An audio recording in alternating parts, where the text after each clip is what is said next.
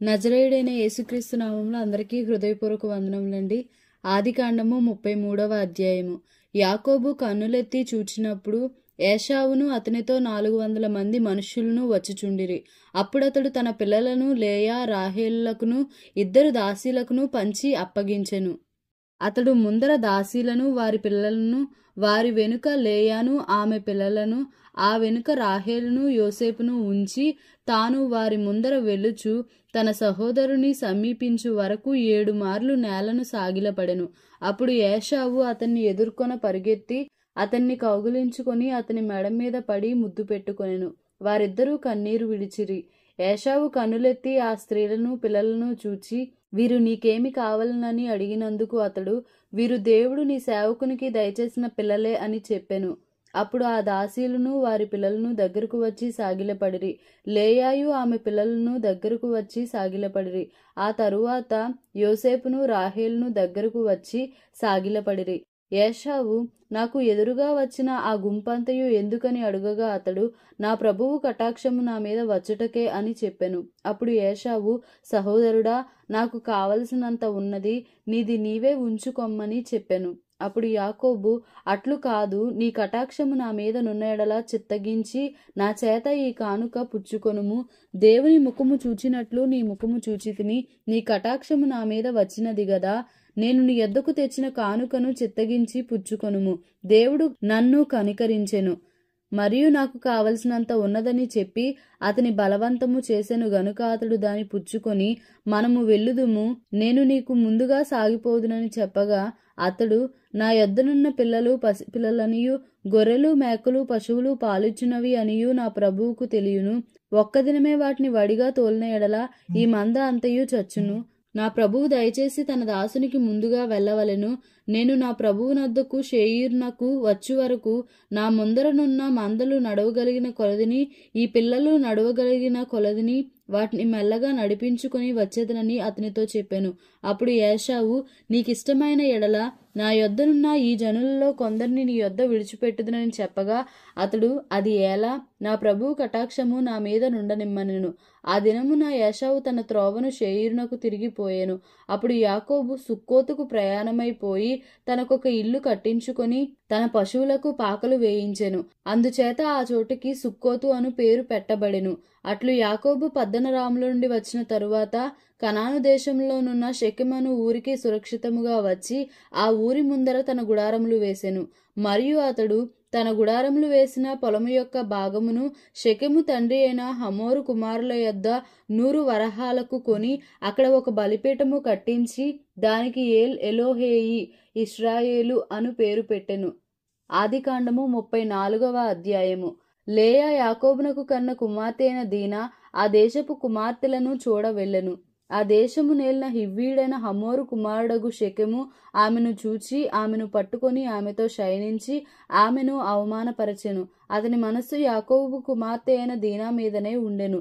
అతడు ఆ చిన్నదాన్ని ప్రేమించి ఆమెతో ప్రీతిగా మాటలాడి, ఈ చిన్నదాన్ని నాకు పెండ్లి చేయుమని తన తండ్రి అయిన హమోరును అడిగెను. తన కుమార్తెను అతడు చెరిపెనని యాకోబు విని తన కుమారులు పశువులతో పొలముల్లో నుండినందున వారు వచ్చు వరకు ఊరకుండెను. షెకెము తండ్రియగు హమోరు యాకోబుతో మాట్లాడటకు అతని యొద్దకు వచ్చెను. యాకోబు కుమారులు ఆ సంగతి విని పొలములో నుండి వచ్చిరి. అతడు యాకోబు కుమార్తెతో శయనించి ఇశ్రాయేలు జనములో అవమానకరమైన కార్యము చేసెను. అది చేయరాని పని గనుక ఆ మనుషులు సంతాపము పొందిరి. వారికి మిగుల కోపము వచ్చెను. అప్పుడు హమోరు వారితో, షెకెము అను నా కుమారుని మనస్సు మీ కుమార్తె మీదనే ఉన్నది. దయచేసి ఆమెను అతనికిచ్చి పెండ్లి చేయుడి. మీ పిల్లలను మాకిచ్చి మా పిల్లలను మీరు పుచ్చుకొని మాతో వియ్యమంది మా మధ్య నివసించుడి. ఈ దేశము మీ ఎదుట ఉన్నది. ఇందులో మీరు నివసించి వ్యాపారము చేసి ఆస్తి సంపాదించుకొనుడని చెప్పెను. మరియు షెకెము, మీ కటాక్షము నా మీద రానీయుడి. మీరేమి అడుగుదురో అది ఇచ్చేదను. ఓలియు కట్నమును ఎంతైనను అడుగుడి, మీరు అడిగినంత ఇచ్చేదను. మీరు ఆ చిన్నదాని నాకు ఇయ్యుడని ఆమె తండ్రితోనూ ఆమె సహోదరులతోనూ చెప్పెను. అయితే తమ సహోదరి అయిన దీనాను అతడు చెరిపినందున యాకోబు కుమారులు షెకెముతోనూ అతని తండ్రి అయిన హమోరుతోనూ కపటముగా ఉత్తరమిచ్చి అనినదేమనగా, మేము ఈ కార్యము చేయలేము. సున్నతి చేయించు కొనని వానికి మా సహోదరుని ఇయ్యలేము. అది మాకు అవమానమగును. మీలో ప్రతి పురుషుడు సున్నతి పొంది మావెల నుండిన ఎడల సరి, ఆ పక్షమందు మీ మాట ఒప్పుకొని మా పిల్లలను మీకిచ్చి మీ పిల్లలను మేము పుచ్చుకొని మీ మధ్య నివసించదము. అప్పుడు మనము ఏకజనమగుదుము. మీరు మా మాట విని సున్నతి పొందని ఎడల మా పిల్లను తీసుకొని పోవుదుమని చెప్పగా, వారి మాటలు హమోరుకును హమోరు కుమారుడైన షెకెముకును ఇష్టముగా నుండెను. ఆ చిన్నవాడు యాకోబు కుమార్తెయందు ప్రీతి గలవాడు గనుక అతడు ఆ కార్యము చేయుటకు తడవు చేయలేదు. అతడు తన తండ్రి ఇంటి వారందరిలో గనుడు. హమోరును అతని కుమారుడైన షెకెమును తమ ఊరి గవిని యొద్దకు వచ్చి తమ ఊరి జనులతో మాట్లాడుచు, ఈ మనుషులు మనతో సమాధానముగా నున్నారు గనుక వారిని ఈ దేశమందు ఉండనిచ్చి ఇందులో వ్యాపారము చేయనీయుడి. ఈ భూమి వారికిని చాలినంత విశాలమై ఉన్నది గదా. మనము వారి పిల్లలను పెండ్లి చేసుకొని మన పిల్లలను వారికి ఇత్తము. అయితే ఒకటి, ఆ మనుషులు సున్నతి పొందునట్లు మనలో ప్రతి పురుషుడు సున్నతి పొందిన ఎడలనే మన మాటకు వారు ఒప్పుకొని మనలో నివసించి ఏకజనముగా నుందురు. వారి మందలు వారి ఆస్తి వారి పశువులన్నీ మనవగును గదా. ఎట్లయినను మనము వారి మాటకు ఒప్పుకొందము.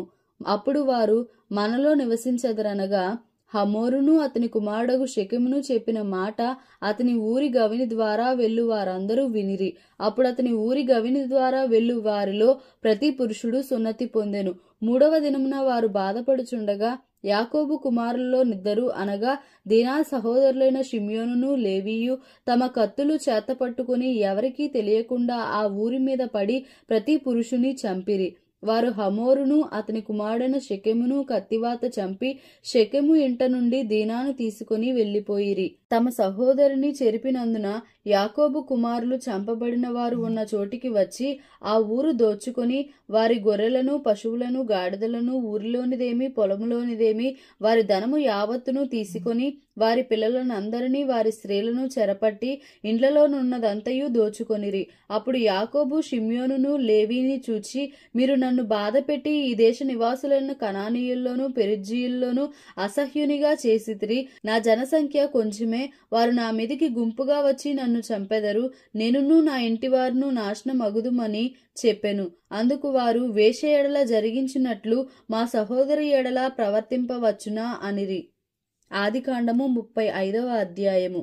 దేవుడు యాకోబుతో, నీవు లేచి బేతేలునకు వెళ్లి అక్కడ నివసించి నీ సహోదరుడైన ఏశావు ఎదుట నుండి నీవు పారిపోయినప్పుడు నీకు కనబడిన దేవునికి అక్కడ బలిపీఠమును కట్టుమని చెప్పగా, యాకోబు తన ఇంటివారితోనూ తన యొద్దనున్న వారందరితోనూ, మీ యొద్దనున్న అన్యదేవతలను పారవేసి మిమ్మును మీరు శుచిపరచుకొని మీ వస్త్రములను మార్చుకొనిడి. మనము లేచి బేతేలునకు వెళ్ళుదము. నా శ్రమదినమున నాకు ఉత్తరమిచ్చి నేను వెళ్లిన మార్గమున నాకు తోడైయుండిన దేవునికి బలిపీఠమును అక్కడ కట్టెదనని చెప్పెను. వారు తమ యొద్దనున్న అన్యదేవతలన్నిటినీ తమ చెవులనున్న పోగులను యాకోబునకు అప్పగింపగా, యాకోబు షెకెము దగ్గరనున్న మస్తకి వృక్షము కింద వాటిని దాచిపెట్టెను. వారు ప్రయాణమై పోయినప్పుడు దేవుని భయము వారి చుట్టూన్న పట్టణముల మీద నుండెను గనుక వారు యాకోబు కుమారులను తరుమలేదు. యాకోబును అతనితోనున్న జనులందరూ కనానులో లూజుకు అనగా బేతేలునకు వచ్చిరి.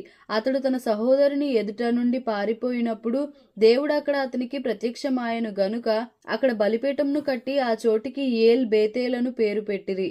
రిబ్కా దాది అయిన దెబోరా చనిపోయి బేతేలునకు దిగువనున్న సింధూర వృక్షము క్రింద పాతి పెట్టబడెను. దానికి అల్లోను బాకూత్ అను పేరు పెట్టబడెను.